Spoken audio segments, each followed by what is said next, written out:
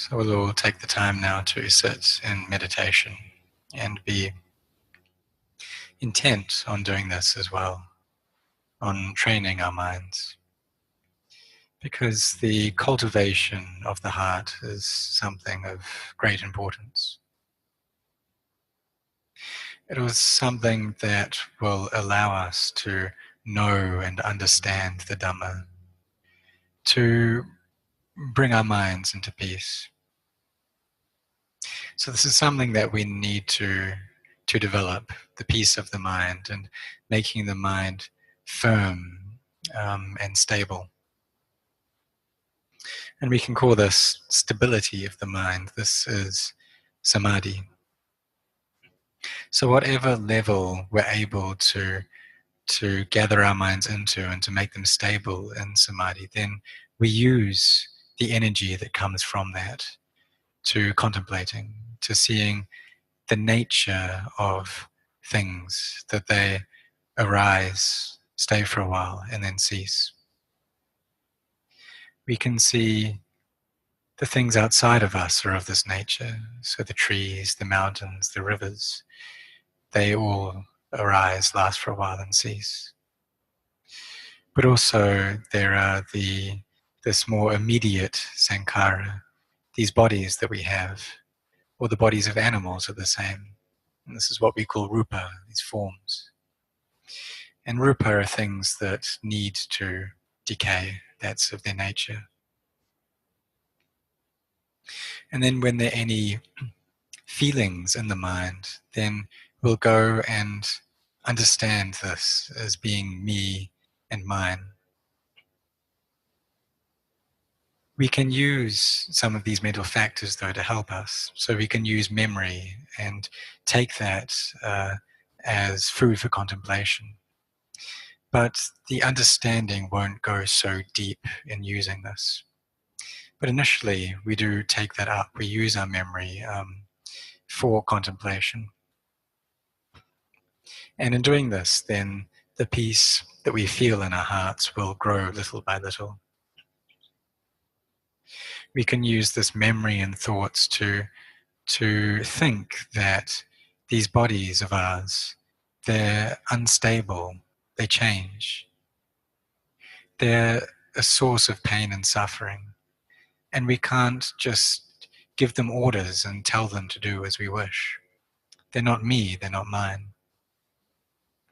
So we use our thoughts in this way in order to contemplate, allowing the mind to begin to settle down, allowing the restlessness of the mind to calm. And so when this restlessness grows stiller and stiller, then our mind does start to enter into peace. And we start to pass through the obstacles that prevent the mind from gathering together into a state of calm. And this is what we can call the building or the development of samadhi, little by little. As we do this, we begin to understand what the mind at peace is like, what that feels like. We begin to know for ourselves what piti or rapture is like, and how this samadhi can cause our hair to stand on end, and our body to feel very light, or for tears to roll down our cheeks. And so we do this, or a means of piti arising, rapture arising, is one way is to listen to the Dhamma, or we can chant, or we can use contemplation. But what's important is to have mindfulness there all the time. And this mindfulness and samadhi, it's not something that we just develop while we're sitting. We also need to develop these things while we're working as well. And it's possible while we're engaging in work to gather our minds together and for peace to be arising at that time too. So we do that while we're working, but also when we have the time to engage in formal practice, then we use that as well. So we do chanting as well. While we're working, then we can chant in our hearts. And when we have to think about what we're doing, then we try to just think about that particular issue and not allow our minds to proliferate about other things. We just stay on that one object. Because it's of the nature to the mind to try and go and think about many things and to proliferate without stop. So therefore, we need to develop our minds, to teach them to be intelligent. A comparison that we can make is like if we have one paddy field that we're growing rice in, and we're also raising cows as well. Now, if we don't pay attention, then the cow will go off and wander into the field and eat all of the rice that we've grown. And this will be a great loss for us. So in this comparison, the field is the aromanas, all the things that, or the objects that our mind receives. The cow is the mind, and the person looking after that cow is mindfulness. So we always need to have a mindfulness there, the presence of mind and recollection in order to take care of our hearts, to not allow our minds to just go and attach to all of the objects that arise. Because if we don't have that mindfulness, then our mind will just wander off. There won't be anyone taking care of our mind. And it's like our mind is in a destitute place, a destitute situation that's homeless at that time. It'll just go and chase after all of the emotions, all of the objects that it receives. And it's just like this cow without anyone there looking after it. When we allow our minds to chase after all of the objects that it receives, then this will be a cause of suffering for us. So the training and the development of the mind is very important. We have this good opportunity now to be able to engage in this practice, to walk this path, and to be able to develop our barami in this way. Because we've met with the Buddhist religion in this life, and it's not sure that we'll meet with it in the next life. So we should use this opportunity well. It's not easy for a Buddha to arise in the world. It's something that's very difficult. And the Buddha, when he was born into his last life, he took that birth in order to become enlightened. But before that final birth, he was born many, many times. And the amount of suffering that he endured through those lives was great. But he was willing to do that in order to realize the bodhiyana, the knowledge of awakening. He was willing to accept the birth and death in order to help the beings of this world and to spread the Dhamma to them. Because he saw that the beings of this world are of little wisdom, and their discernment is not nearly enough to be able to find their way out of the cycle of birth and death. So for us, we train ourselves and we train our minds not to just go off and proliferate. Because when the body is in a difficult state, when there's sickness in the body, then it's difficult for us to maintain our mindfulness at that time because there's so many painful feelings arising.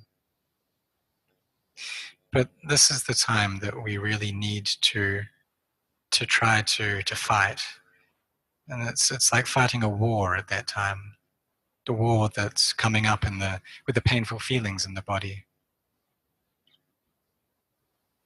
And what we use to fight in that war is mindfulness and samadhi, gathering together all the energy that we have in order to contemplate into the nature of the body so that understanding in the Dhamma can arise. And this is true Dhamma that's coming up for us at that time. Sickness is the truth that we're seeing of this body. We have an opportunity then to contemplate clearly into the nature of the body, to see that we can't really control it and that there's no true self there. Another means that we can use to aid us at these times of illness is to recollect all of the goodness and the skillful things that we've done in our lives. Because sometimes our samadhi just won't be there. We'll try to look at our breath and keep our minds with our breath, but the mind will just go off and be all scattered all over the place. So therefore, we need to recollect the goodness that we have done before. Think about the generous acts, the charitable deeds that we've done. Recollect our virtue, our morality. To think about these things, contemplate these things. And also to see that the reason that we're able to develop goodness in this way is because the Buddha arose in this world for us. So then we can chant the recollection of the Buddha that starts with Itipiso and use this as a method to allow the mind to settle into peace. So all of the methods of meditation that we use, they're there to gather the mind into peace, to allow the mind to settle down. If not a lot, then a little. Just however much we're able to do. When the mind does settle down, then we use that to contemplate and to understanding the nature of physicality and mentality. To see that they're not self, they're not me, they're not mine. But if our mind isn't peaceful, then we just won't be able to do this. There'll just be scatteredness and chaos in our mind. And it's natural that we experience this at some points throughout the day, because trying to just experience peace throughout day and night is something that we're probably not able to do at this time. So we just try to do that at periods throughout the day. So we have times that we chant, times that we do formal practice. But we should try to make mindfulness constant. Try to keep that always with us. As we practice this frequently, then steadily but surely the amount of mindfulness and the strength of our samadhi will grow bit by bit. So it's usual that for us practitioners, our sila, our virtue, is already very good. But it's not that just because we have sila, that the kilesas will be destroyed. What our sila does is it allows us to gain control over our body and speech so that the kilesas don't leave our body and speech in that way. But we still experience all these emotions of love and hate, of anger and fear. So it's important to always have mindfulness there, knowing all of these emotions. And also to bring up the inner effort to abandon the unskillful states of mind and to not allow unarisen, unskillful states to arise. We also bring up that inner vigor or zeal to develop wholesome states in our minds and to bring up unarisen wholesome states. To try and always keep our minds on an object that is skillful.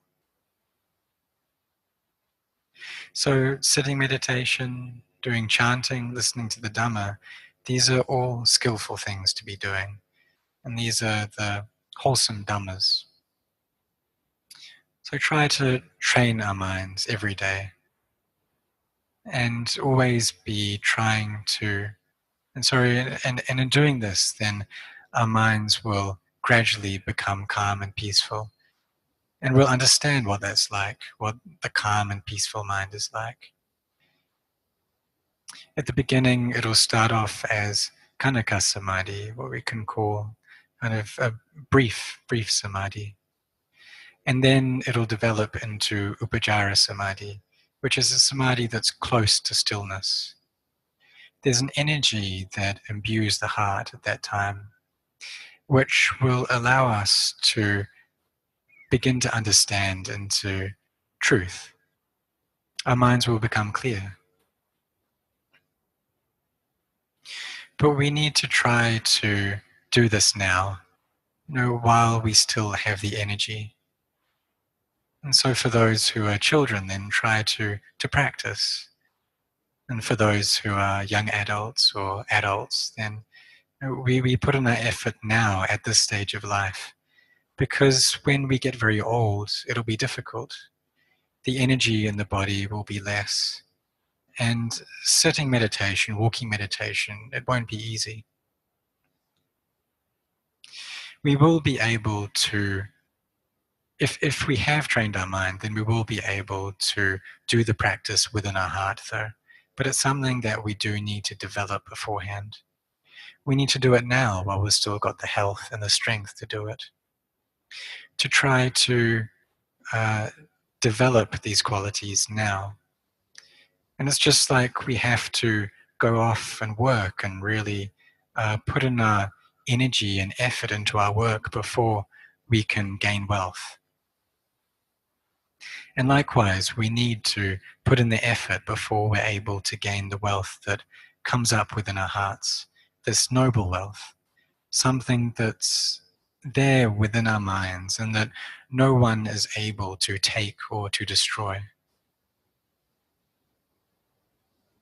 Our bodies are of the nature to decay, and that's just how physicality in these bodies are.